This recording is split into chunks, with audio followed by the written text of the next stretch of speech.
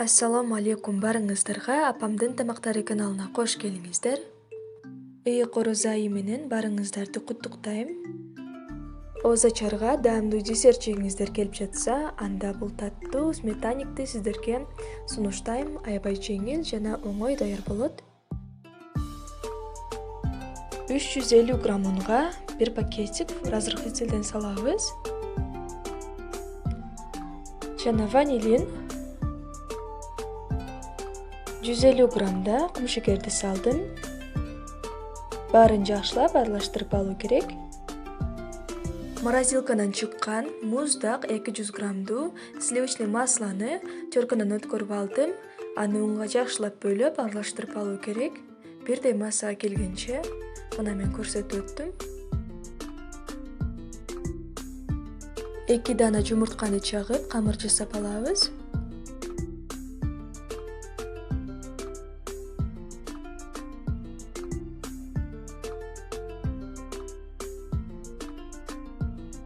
Мына дал ушундай, орусча айтканда, эластичный камыр болуусу керек.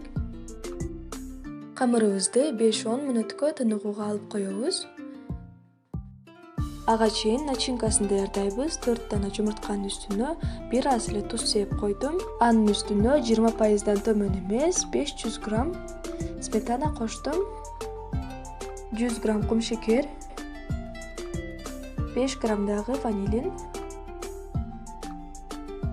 Баарын бирдей массага келгенче жакшылап аралаштырып алабыз.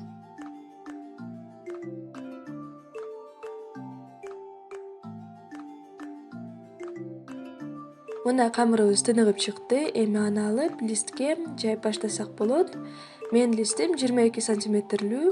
Эгер сиздердин листиңиздер чоңураак болсо, ушул азыктарды 2 эсе көбөйтүп жасасаңыздар болот. Жайып алгандан соң начинкасын ортосуна куюп 180 градуста 35-40 мүнөттө бышырып алабыз. Бышып чыккандан соң ортосундагы начинкасы ушундай кичине суюгураак болот.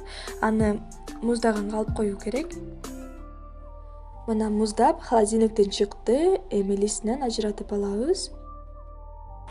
Ал эми сметаниктин үстүн өзүңүздөр каалагандай кылып жасап алсаңыздар болот. Клубника, малина, банан каалаган жемиштерден койсоңуздар өтүмдүү болот, бирок мен шоколаддан колдондум.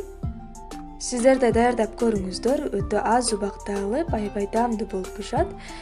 Креми пломбирге окшош. Даамдуу, таттуу.